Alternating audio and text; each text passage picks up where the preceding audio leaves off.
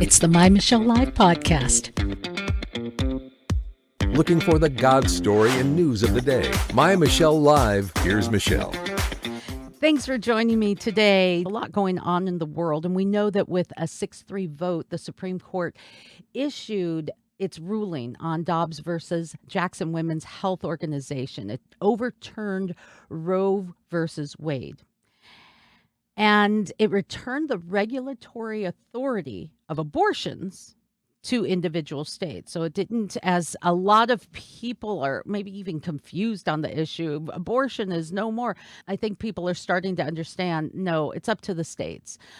Violent protests took place all across the country, with at least 25 arrests made in New York City, where vandalism took place and tear gas was reportedly deployed against protesters in Arizona as they attempted to breach the state Senate building. Don't worry, it won't be considered sedition. In Seattle, Antifa was among the crowds, and they were trying to smash windows. It also coincided with the Pride Parade. We'll talk about some of that relationship, especially as I'm in Seattle. You can see a definite coalition going on here. At any rate, I want to introduce you to my guest. He's a gentleman who has experienced this violence firsthand. Jim Harden. He's the CEO of a pro-life center that was firebombed after the initial leak on the Roe v. Wade overturn. Before it was even overturned, man, Jane's revenge was out in mass. He's the CEO of CompassCare Pregnancy Services in Buffalo, New York. Jim, thanks for joining me. Oh, thanks for having me, Michelle. It's an honor to be here. We did, in fact, see the face of abortion at our facility and last night. And last night as well. I want to talk a little bit about what took place. I want to let our audience know what we're going to be taking on today. We're going to talk a little bit about Jim's experience and what he thinks can be done. He has some ideas and some solutions. We're going to talk about where this violence is going and the problem in America. What I won't be doing today is telling you that you're a horrible person because of what you believe, or that I'm against you, or I'm here to shout you down. I understand that abortion is a difficult thing, but when we really understand what it is and what it does to the soul of America, maybe it's something that you can think about. Maybe put down the torches and pitchforks and just think for a moment, no matter what side of the debate you're on. Let's talk about what is real hope as we look for the God story today. Jim, thank you. Talk to me a little bit about what took place last night and even what took place with the initial leak. Yes, Jane's Revenge has been promoting. Jane's Revenge is the pro-abortion kind of terrorist group that is being investigated by the FBI and local police all across this country. Over 60 attacks so far, 0 arrests. And they're the ones taking responsibility for a lot of these attacks, including the firebombing of our location in Buffalo. We've got multiple locations across New York State, which is the abortion capital of the U.S. More abortions occurring in New York on a per capita basis than anywhere else in the country, and expected to increase by 30,000 as women begin to travel to New York to get their abortions from more conservative states. So on June 7th, our location was firebombed. I got a call at 2:30 in the morning, smoke emanating from the facility. Police and fire rescue arrived. They found the glass broken and fires were lit. The facility sustained, catastrophic damage, hundreds of thousands of dollars. It's going to take, I don't know how many weeks or months to repair. But there's a signature scrawl and graffiti across the outside of the facility. It said, "Jane was here," essentially taking Jane's Revenge, taking responsibility for that, as well as in a communique after the event took place. They said that they're the ones that did it. So it's unfortunate. No arrests again. I say again, no arrests have been made. Think about that. Just let that sink in. 0 arrests. And what law enforcement needs to enforce the law. That's their job. And Jane's Revenge said they were going to increase their attacks, and they called for a night of rage. I said this was abortion. This was a pro-abortion crystal knock. The mainstream media is not refuting me, and since no arrests have been made, they're only left with the conclusion that apparently Jane's Revenge likes the moniker of crystal knocked. They firebombed another facility in Colorado the night of the Roe reversal. So they're not stopping. They're still targeting peaceful pro-life medical pregnancy centers, and it's too bad. Jim, let's talk about what you do and why it entices the rage of those who are pro-abortion. CompassCare and other pro-life medical pregnancy centers essentially provide ethical medical care and comprehensive community support to women facing unplanned pregnancy and considering abortion.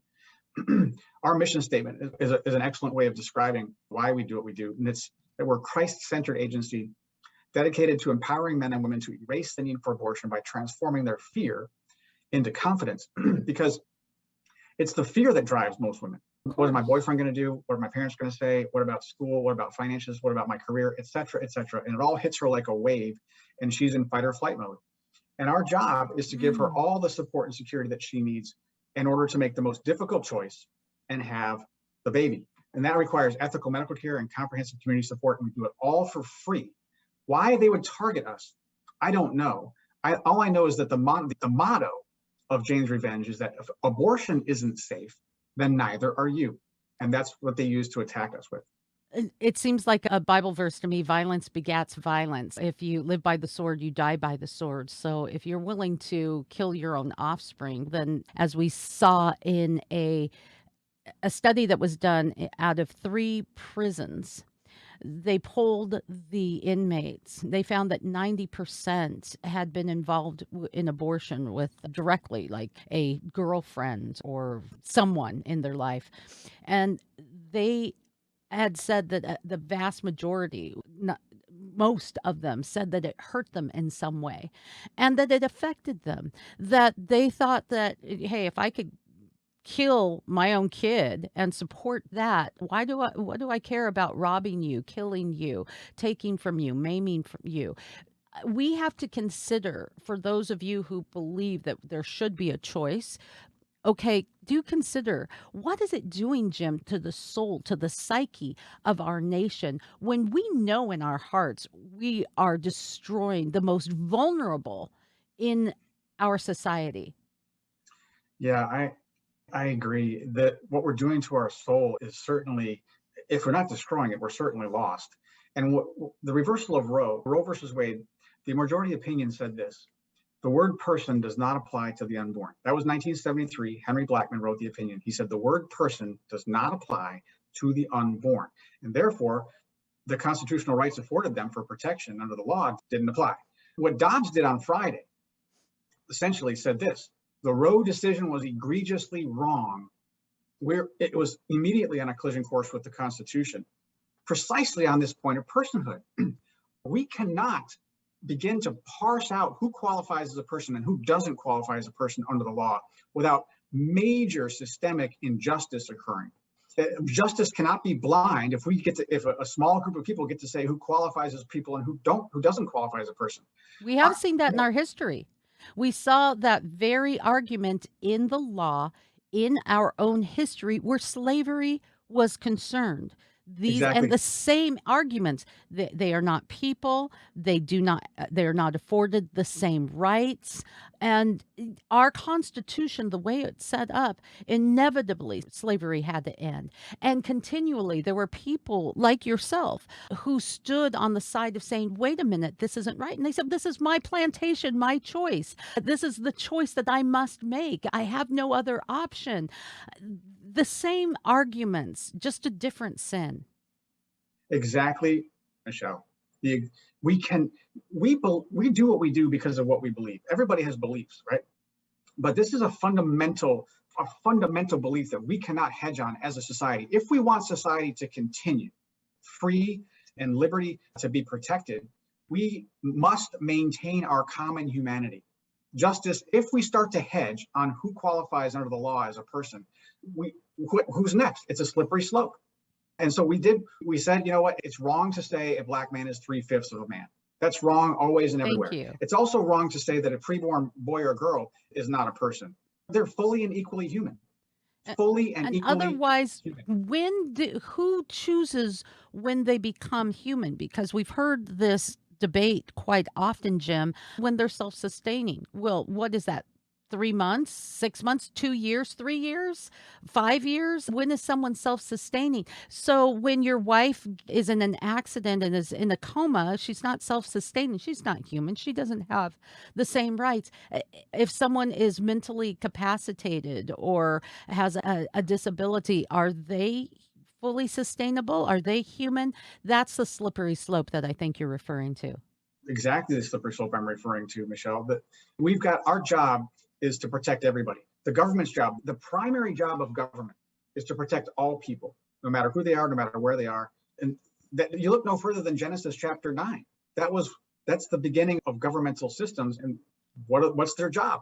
Their job is to keep people from shedding men's blood. And why? Because we're made in God's image. Everyone is made in God's image and deserving of blessing and protection from the womb to the tomb without partiality. And the Bible says this: the opposite of love is not hate. The opposite of love is partiality. It's me playing God, getting to decide who qualifies for my favor and who does not.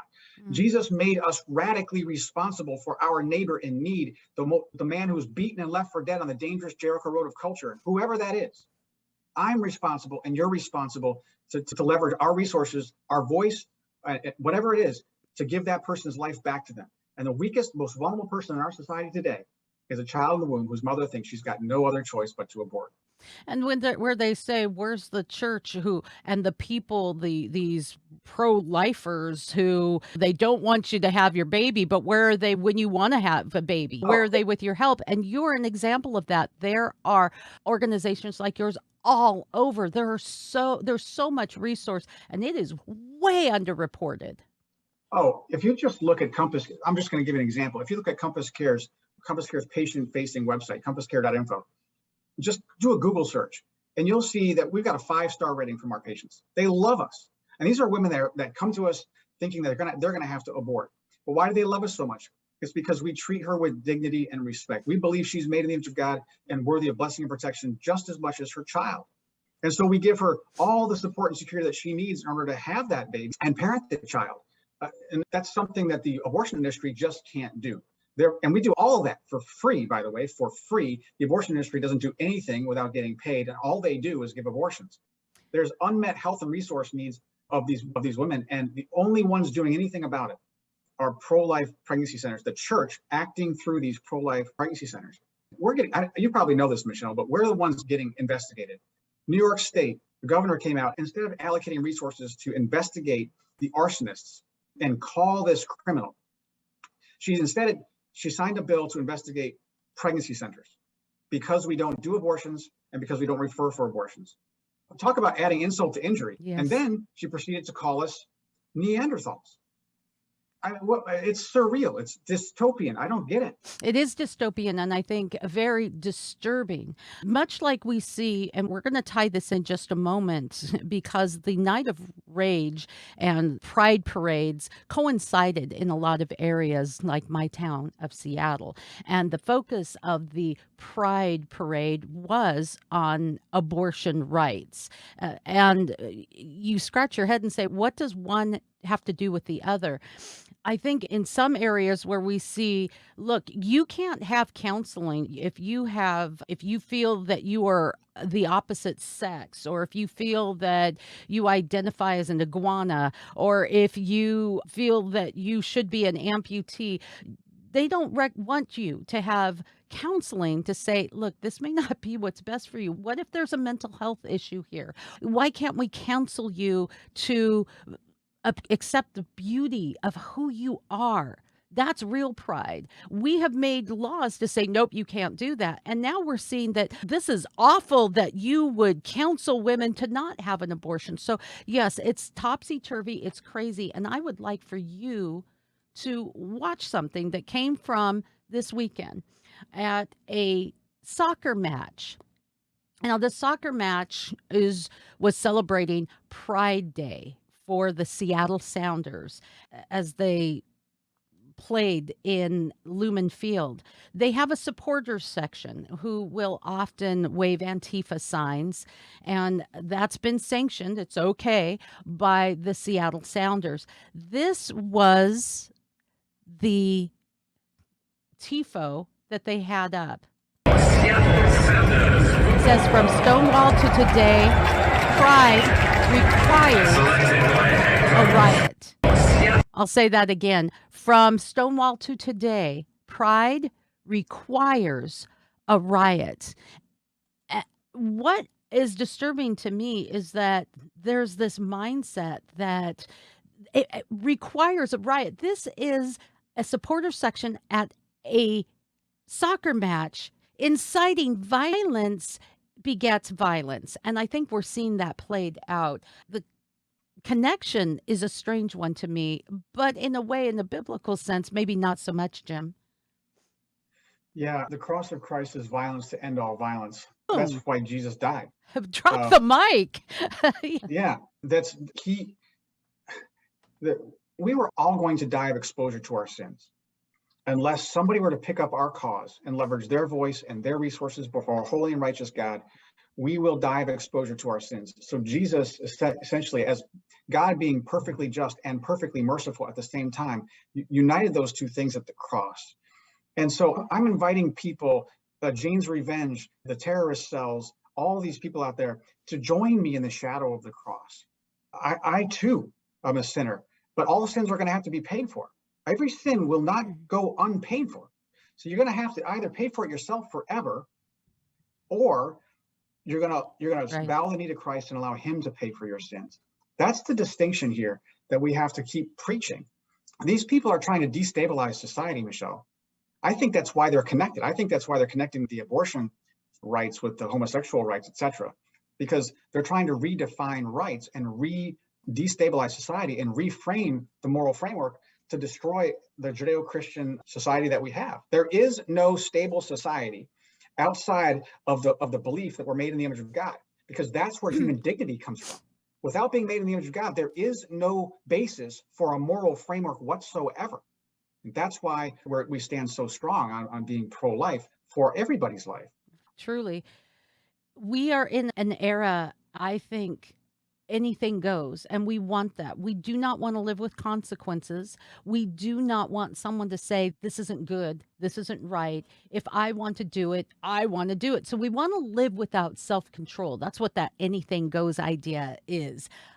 No self-control, or live with consequences. And we have turned things topsy-turvy. So in a way, somewhere along the line, a lot of us who are pro-life and look at this as the civil rights issue of our era, many of us have had to come through a transformation, if you will, Jim, because our state, our schools, our society will say, yeah, abortion, it's as common as buying ice cream at the ice cream store. It's no big deal. Shout your abortion, brag about your abortion spas. It is what it is. But somewhere along the line, and we realize in our soul, we're dealing with the taking of a life. We need to think about what that does to our psyche and our soul as a country. We need to realize that maybe that child is a real blessing. I had a child through a violent means. It was rape. And that child is the biggest blessing of a violent, horrible thing that happened to me. I made the choice to give life to that child, and he is beyond a blessing. Every ugly thing that took place in my life, Jim, and I know you've heard this story again and again. Every ugly thing has been overcome because I had such a blessing to walk away from that. Not just wounds, but a blessing.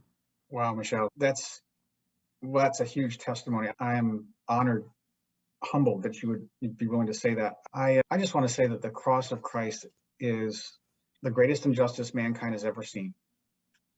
But only God can turn on its head and make that the fountain of all blessing. And he does that in our lives. Your life, obviously, he does it in my life. He takes the things that were ugly and bad and whatever, and he turns them upside down and he makes them a blessing. Somehow, some way, only he can do that. That's miraculous. And so we're so grateful. And then that's the hope that we offer to all women. That's the hope that we offer to women who are facing unplanned pregnancy. Abortion is abandonment. That's all abortion is. Abortion is not choice. When a woman faces an unplanned pregnancy, she says, I'm stuck, I'm trapped, I've got no other choice. I need to have an abortion. And our job as believers is to give her all the support and security that she deserves, so that she doesn't feel coerced anymore. She's truly free to make the most difficult choice, as I say, and Now, have that baby. sometimes you see a lot of people that rail for abortion rights who have had abortions because it's a way to cover that Yeah, guilt. You really do live with the yeah, guilt for the rest of your life. We know of many people who have talked about the many abortions that they've had. The niece of Martin Luther King, who is often on our program, has talked about how she's had to seek forgiveness, and there is that forgiveness. You talked about what that forgiveness means on this side of the cross, but what we need to realize is that when people say, I don't believe like you believe, yet it was the people of faith that stood up during slavery and said, this isn't right. There was that's right. a war that was fought. People were willing to get violent back then to defend their right to dehumanize people in America. And people were willing to lay down their lives to say, no, this isn't right. We need to stand for life. That was a That's pro right. life issue then. This is a pro life issue now. You have some solutions in mind that I wanted to get to. You put a lot of thought into this. That's one of the reasons I'm so glad that you're here with me today, Jim. Please share. Yeah, but it does not appear that pro-life people are being equally protected under the law. I know that God is our Or if I protector may and God is our interject, or in the media, because we're seeing an awful lot, even after the night of violence, we're seeing headlines about how abortion right protests encounter right-wing violence. That's what the headlines are if you're looking through this Monday morning. You're not seeing a lot of the damage, the violence, the let's break into the Capitol and let's not call it sedition. We're yeah. not seeing that. No, it's wrong. God is our protector and God is our provider, but nevertheless, we are part of a country that values is supposed to now, in the spirit of Dobbs, supposed to value all humans equally and protect them all equally. That's the government's job. And so I am encouraging the Congress to pass a 6-point pro-life equal protection program. Congresswoman Tenney out of the 22nd District of New York is willing to push this through and start to draft some legislation around it. But we need to define these attacks as hate crimes. I'm not a big proponent of hate crimes, but if they're going to have it on the books, they need to have enforce it equally, especially when you're talking about blatant attacks on pro-life pregnancy centers and organizations and churches. People are being targeted for what we believe. We're 99.9% of pro-lifers are Christians, and they're trying to get us to stop believing the way we believe and behaving in ways that are consistent with our beliefs. That is a classic hate crime. And the complicity, there's complicity at the governmental level with these pro-abortion politicians. They're inciting this kind of violence, and it needs to stop. Well, We need to there's complicity all around. At a soccer match, for crying out loud, a call for exactly. riots, and Yes. the organization is complicit in Yep. allowing it. We're complicit. The news media is complicit. They're there. They were covering it. They're Yep. not reporting it. I'm the only person talking about this today. The only Yeah. person. What have we come to? I'm super grateful for your bravery. The other thing that we need to do is deny all funding to states that discriminate against Christian pro-life pregnancy centers. And that's what's happening in New York right now. It's happened in California. It's happening in other abortion hub states where women are going to be traveling and our taxpayer dollars are going to be spent paying for other women's abortions. But they are discriminating against pro-life pregnancy centers. They're refusing to equally protect us under the law. They're not, to our knowledge, they've not expended any additional law enforcement resources to protect pro-life organizations and people. My family had to relocate due to threats of intimidation. We're not at Jim, home. I'm so sorry. Yeah. So we need domestic terror threats. I'd like to see all the attorneys general in all the states, including Attorney General Merrick. And if they're not willing to do it, they need to step aside and let somebody that will. They're just, they're not, as far as I know, there are no attorneys generals at all investigating this. So we need to provide proportionate security funding. We got Kathy Hochul, for example, gave $10 million to private practice abortionists who aren't getting any threats, who haven't been firebombed at all, to increase their security. What has she given to pro-life pregnancy centers aside from a bill to investigate us? Nothing. We need to This proportionate security is going to be key to help people understand that the government's job is to protect all people. If they're going to protect one group of people, they need to demonstrate they're going to protect them all. And then what if they're not going to do it? We need to federalize the National Guard. I bring this up because when slavery was finally defeated and the Emancipation Proclamation occurred, there still needs to be some cleanup. And they passed the KKK laws of 1871. And that basically meant, look, you can't keep pressuring these people and targeting these people because they don't happen to be the right color or the right belief system. They need to be protected equally under the law. And that's what I'm encouraging as well. Let's roll back out the KKK bill of 1871 and protect pro-life pregnancy centers because they're being attacked because of what we believe. And then finally, it sounds crazy simple, but we need to get these pro-abortion politicians to acknowledge the criminality of these attacks. They haven't done it. Why haven't they acknowledged the criminality? The longer this goes without unrest, the more this looks like pro-abortion Kristallnacht. This is the pro-abortion Kristallnacht. That was the watershed moment in Nazi Germany when violence tipped into the Jewish community because there's a refusal on the part of the people to outcry against the violence, and number two, a refusal on the part of the political elite to criminalize those actions. If you believe that people should have rights to and access to abortion, it is beyond comprehension that you would not want women to have access to free help and health care. It just doesn't make sense. You cannot say you are pro-woman. You cannot say you care about women if you do not want to support them, no matter what their choice is. Give it up. Pro-choice is no longer your rightful mantra. It's a lie. And that choice you might want to consider because 99% of abortions are just used as birth control. That choice comes when you sleep with someone. That's where your choice is, what the consequences are. If I have a gun and I point it to my head and I don't know if it's loaded or not, and I injure myself, well, that's because I took those chances that I shouldn't have taken. And that's what you're doing. You're playing with a loaded gun when you have sex. That's why the Bible encourages us to have sex inside the beauty and the confines of a solid marriage, to do things in a way that works out best for us, for our children. It doesn't always work that way. But in those times, Jim, there is hope and there is God's grace that sees you through, that gives you the things that you need when you need them if you're a single parent. The things that you need and the support that you need is there in organizations like yours. Yes. And all we have to do is take a step of faith. Well, I say this a lot, but an unplanned pregnancy is not a negative side effect of sexual activity outside of marriage. STDs are. But what an unplanned pregnancy typically represents is a crossroads of grace, whereby a woman can choose to make another poor decision in a long line of poor decisions that got her to where she is, or she can choose to make the first positive decision in a long line of future positive decisions and have the baby and submit her life to Christ.